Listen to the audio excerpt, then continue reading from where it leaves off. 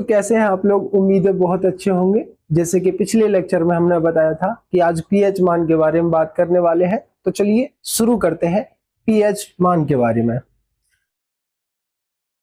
Heading है हमारा pH मान। सोरेनसन ये हमारे वैज्ञानिक हैं। उन्होंने बताया कि हाइड्रोजन आयनों के मोल प्रति लीटर सांद्रण के ऋणात्मक लघु गणक को पीएच कहते हैं।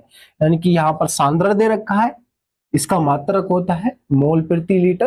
तो हाइड्रोजन आयनों के मोल प्रति लीटर सांद्रण के ऋणात्मक लघु गणक को पीएच कहते हैं। हाइड्रोजन आयन होगा, इसको बड़े ब्रैकेट में बंद कर दिया, ये हमारा क्या हो गया? सांद्रण। तो क्या देंगे? हाइड्रोजन आयनों के जो सांद्रण है उसके ऋणात्मक लघु गणक को लोग बोलते हैं। क्या कहेंगे हम? लोग। और इसका बेस लगाते थे हम 10।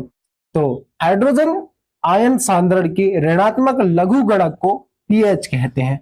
तो इसका बेस 10 क्यों लिया? इसका और भी बेस होते हैं, जैसे कि ए होता है, और भी होते हैं, तो हमने 10 ही क्यों लिया? क्योंकि हमें गणितीय रूप चाहिए, यहाँ पर गणितीय रूप चाहिए, इसलिए हमने इसका बेस 10 लिया।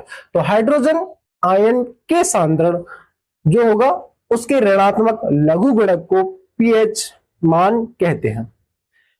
आगे पीएच में जो पी है वो एक सूचक है जो कि पुसांज शब्द होता है, यानी कि पोटेंज इंग्लिश में बोलेंगे। ये जर्मन शब्द से लिया गया है जिसका अर्थ होगा शक्ति यानी कि पावर।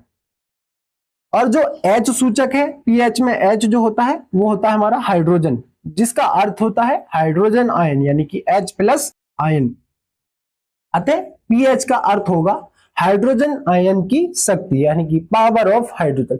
किसी भी बिलियन में हाइड्रोजन आयन की शक्ति को ही पीएच कहते हैं। अगला हेडिंग पीएच पैमाना।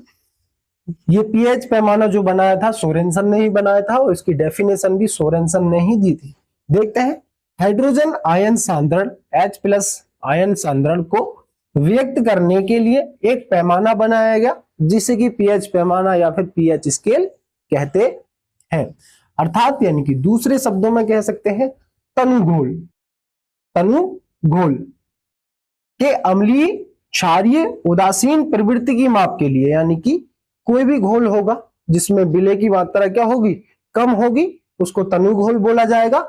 जैसे कि उसमें अम्लीयता, क्षारीयता और उदासीनता की प्रवृत्ति की माप के लिए बताने के लिए एक स्केल को विकसित किया गया या बनाया गया जिसको हम पीएच पैमाना या फिर पीएच स्केल कहते हैं। इसमें 0 से 14 तक मान दिए होते हैं।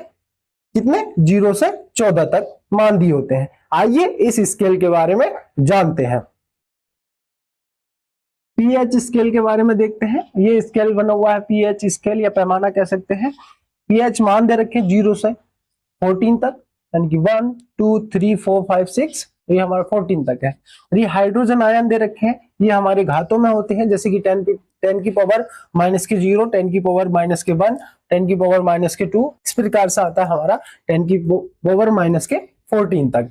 ये हमारा जो होगा आयन होगा और ये हमारा पीएच मान होगा। जैसे इसकी घाता जितनी होंगी वैसे ही इसका मान भी इतना ही होता है। जैसे कि 10 की पावर -3 है, यानी कि 10 की घात -3, तो इसका पीएच मान कितना होगा?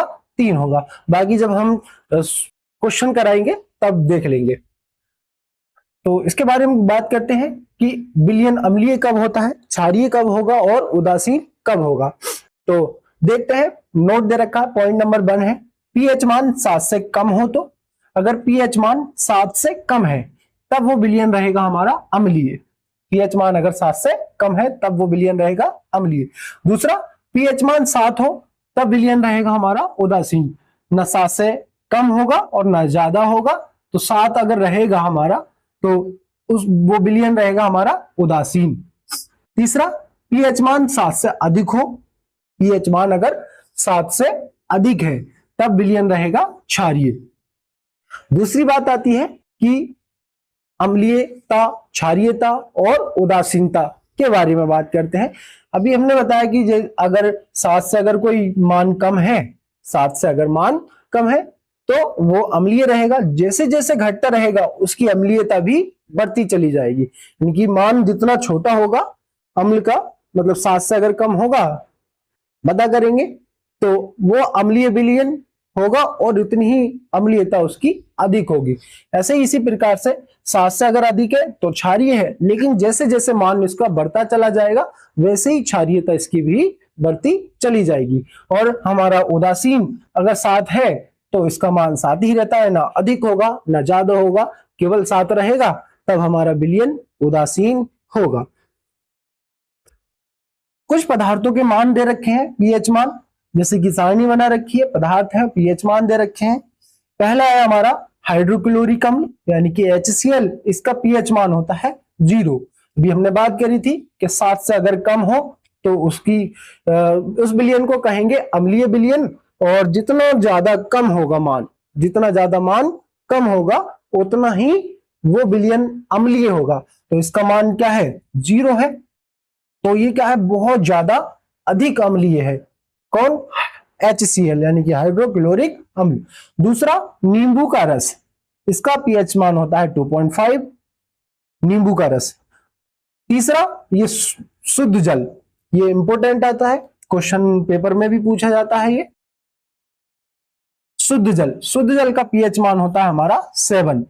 चौथा अमास्य रस। अमास्य रस क्या होता है, जब हम खाना खाते हैं हमारे अमाशय में जाता है यानी कि पेट में जाता है, उससे एक रस स्रावित होता है, निकलता है, जो कि भोजन पचाने में कार्य करता है, उसको अमास्य रस कहा जाता है। उसका जो पीएच मान होता है 1.4 होता है, यानी कि नींबू के रस से भी ज्यादा अधिक अम्लीय होता है अमास्य रस। पांचवा आता है सिरका। ये सिरका जो है इसका पीएच मान होता है हमारा 4.0 यानी कि 4 कह सकते हैं। और हमारा छठा वाला भी इंपॉर्टेंट होता है, क्यों, क्योंकि ये रक्त है और इसके बारे में पेपर में भी पूछा जाता है। और रक्त यानी कि ब्लड या रुधिर भी कह सकते हैं, इसका पीएच मान होता है 7, यानी कि 7.0 कहीं कहीं लिखा हुआ होता है और कहीं कहीं केवल 7 भी लिखा हुआ होता है। तो रक्त का पीएच मान 7 होता है और ये इंपॉर्टेंट क्वेश्चन है। नोट दे रखा है मिल्क ऑफ मैग्नीशिया यानी कि MgOH का होल ट्वाइज, MgOH का होल ट्वाइज, इसको मिल्क ऑफ मैग्नीशिया बोला जाता है, या कह सकते हैं मैग्नीशियम का दूध, मैग्नीशियम का दूध, जिसका पीएच मान होता है 10.5, 10.5 होता है, जो कि एक क्षारीयता को दर्शाता है, जो कि क्षारीयता को दर्शाता है, या कह सकते हैं इसका मान 7 से क्या है, अधिक है। 10.5 दे रखा है यहां पर, यानी कि 11 से कम और 10 से अधिक, तो इसलिए इसको क्या कहेंगे, क्षारीय कहेंगे। और ये किस रूप में यूज करा जाता है इसका, मिल्क ऑफ मैग्नीशिया का।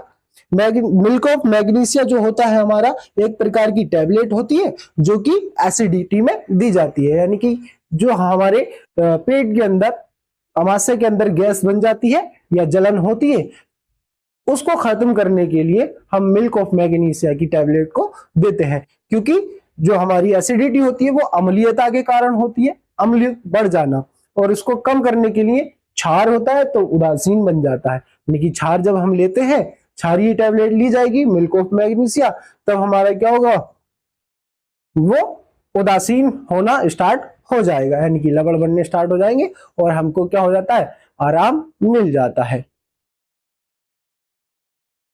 पीएच तथा पीओएच में संबंध देखते हैं किस किस प्रकार आपस में इनके संबंध हैं। जिस प्रकार हाइड्रोजन आयन सांद्रण से पीएच का पता चलता है, उसी प्रकार हाइड्रोक्साइड आयन सांद्रण से पीओएच का पता चलता है। तो हम कह सकते हैं OH माइनस आयन का सांद्रण, यानी कि हाइड्रोक्साइड आयन के सांद्रण के ऋणात्मक लघु गुणक को हम पीएच कहते हैं। दोबारा से, हाइड्रोक्साइड आयन के सांद्रण के ऋणात्मक लघु गुणक को पीओएच कहते हैं। लघु गुणक के बारे में हम पहले भी बता चुके हैं, ये लोग 10 लिखा जाता है इसको, क्योंकि हमको गणितीय रूप चाहिए, इसलिए इसका बेस हम 10 लगा देते हैं।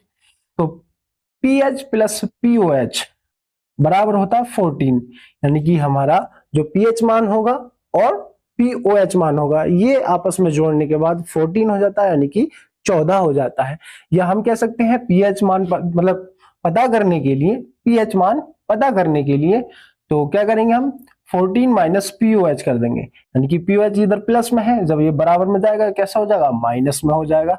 तो 14 में से जो हमारा पीओएच है उसको घटा देंगे हम, तब हमारा पीएच मान प्राप्त हो जाता है। दैनिक जीवन में पीएच का महत्व क्यों जरूरी है, इसके बारे में देख लेते हैं। पीएच हमारे दैनिक जीवन में क्यों जरूरी है। पहला पॉइंट, जब मिट्टी की जांच करके उसका पीएच मान पता करते हैं तो मिट्टी का पीएच मान 6 से 7 के आसपास होना चाहिए। मिट्टी का पीएच मान 6 से 7 होना चाहिए ताकि फसल की पैदावार अच्छी हो सके। अगर कम होगा या ज्यादा होगा तो फसल की पैदावार अच्छी नहीं होगी। दूसरा, जब अम्लीय वर्षा के कारण नदी का जल अम्लीय हो जाता है, किसकी, जो अम्लीय वर्षा होती है उसके कारण नदी का जल अम्लीय हो जाएगा, तब पीएच मान ज्ञात करके उसको उदासीन बनाया जाता है। अम्लीय वर्षा होती है जो सबसे पहली बारिश होती है, अम्लीय वर्षा कहलाती है। तीसरा पॉइंट, हमारे अमाशय में HCl अम्ल पाया जाता है, यानी कि हमारा जो पेट है उसमें HCl अम्ल पाया जाता है, यानी कि हाइड्रोक्लोरिक अम्ल, जो खाने को यानी कि भोजन को पचाने में मदद करता है और अपच की स्थिति में अम्ल की मात्रा बढ़ जाती है और इस अम्लीयता को कम करने के लिए मिल्क ऑफ मैग्नीशिया दिया जाता है। यानी कि अभी हमने बताया था पीछे ही कि जो मिल्क ऑफ मैग्नीशिया है एक प्रकार की टैबलेट होती है, यानी कि अपच को कम करने के लिए इसको दिया जाता है, यानी कि हमारे जो अमाशय है उसमें अम्लीयता बढ़ जाती है, इसको कम करने के लिए दिया जाता है। पॉइंट नंबर 4 है, हमारे मुख का पीएच मान 5.5 से कम हो जाता है। जो 5.5 है उससे अगर कम हो जाए तब हमारे दांत जो है क्षय होने लगते हैं, यानी कि टूटने लगते हैं। तो इस क्षय को रोकने के लिए एक अच्छा क्षारकीय मंजन उपयोग में लाना चाहिए। क्षारकीय जो मंजन होगा वो क्या करेगा, अम्ल को कम करेगा, यानी कि अम्ल और क्षारक आपस में रिएक्शन करते हैं तब हमारा क्या बन जाता है, लवण बन जाता है। तो अम्लीयता को कम करेगा जिससे कि जो हमारे दांत है वो क्षय होने से रुक जाएंगे। 5वां पॉइंट है, मधुमक्खी को चींटी आदि के काट लेने पर हमें जलन होने लगती है क्योंकि उसके डंक में अम्ल पाया जाता है। अम्ल का नाम है फॉर्मिक अम्ल, HCOOH, ये फॉर्मिक अम्ल कहलाता है, इनके डंक में पाया जाता है। तो इस जलन को कम करने के लिए क्षार का उपयोग किया जाता है, यानी कि जो मधुमक्खी चींटी के काटने पर अम्ल के कारण जलन हुई है उसको कम करने के लिए क्या करते हैं, हम क्षार लगाते हैं या यूज में लाते हैं। जैसे कि मधुमक्खी के काटने पर हम चूना लगा देते हैं, जो भुजा चूना होते हैं, पान वगैरह में जो खाया जाता है वो भुजा चूना होता है और वो होता है हमारा क्षारीय। तो इसलिए उससे क्या हो जाती है, जलन कम होने लगती है। उम्मीद है ये लेक्चर आपको अच्छे से समझ आया होगा। अगले लेक्चर में हम पढ़ने वाले हैं जल का आयनिक गुणनफल और हाइड्रोजन आयन सांद्रण और लवण और लवणों के प्रकार। नेक्स्ट वीडियो में मिलते हैं, धन्यवाद।